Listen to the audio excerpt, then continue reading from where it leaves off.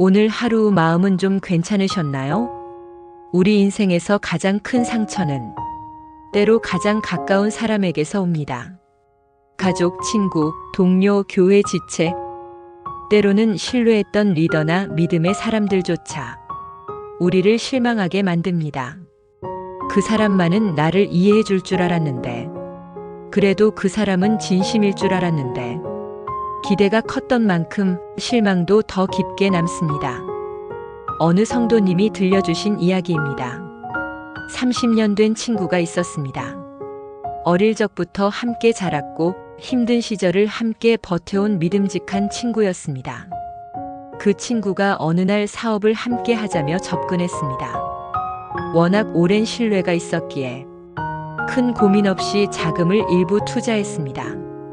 그런데 몇 달이 지나도 연락이 없고 계좌도 사업도 아무것도 남은 게 없었습니다. 그 친구는 잠적했고 믿었던 마음도 돈도 관계도 다 잃은 채로 남겨졌습니다. 그분이 하신 말씀이 기억납니다. 친구는 떠났는데 제 믿음까지 무너진 것 같았어요. 그럴 때 우리에게 위로가 되는 말씀이 있습니다. 시편 118편 8절. 여호와께 피하는 것이 사람을 신뢰하는 것보다 나으니. 이 말씀은 사람을 믿지 말라는 의미가 아닙니다. 사람은 불완전한 존재이기에 절대적인 기대는 하나님께만 두어야 한다는 것입니다.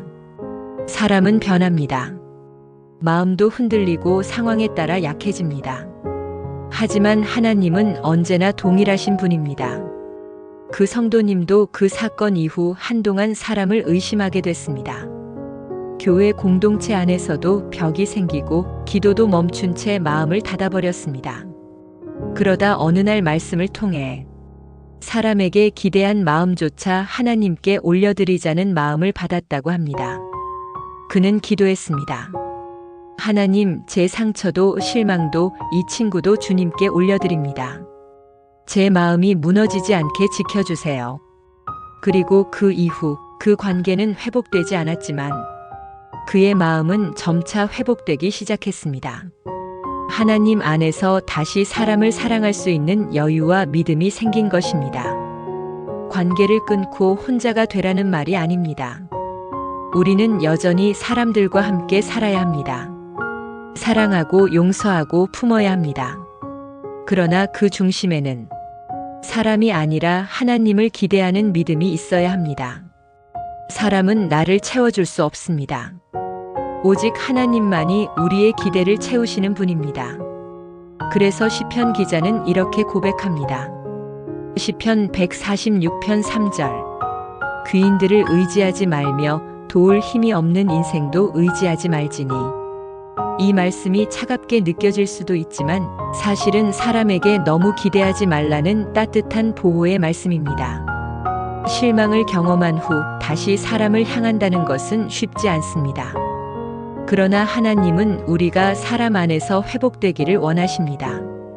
내가 준 상처도 있고 내가 받은 상처도 있지만 그 모든 관계 안에 하나님의 손길이 있다는 것을 기억해야 합니다. 예수님도 가장 가까운 제자들에게 배신을 당하셨습니다.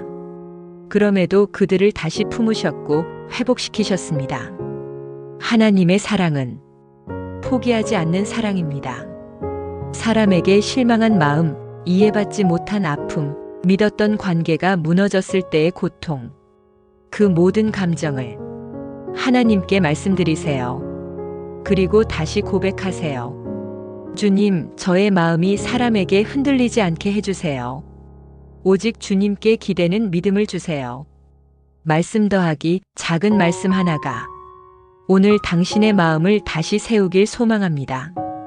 여호와께 피하는 것이 사람을 신뢰하는 것보다 나으니. 시편 118편 8절. 하나님, 사람에게 받은 실망과 아픔을 주님께 올려드립니다. 나의 기대를 사람에게 두지 않고 오직 주님께 두게 해주세요. 무너진 관계 속에서도 주님의 위로와 회복을 경험하게 해주세요. 다시 사람을 사랑할 수 있는 힘을 더해주세요. 예수 그리스도 이름으로 기도합니다. 아멘. 말씀 더하기. 작은 말씀으로 당신의 삶에 하나님의 위로를 더합니다. 감사합니다.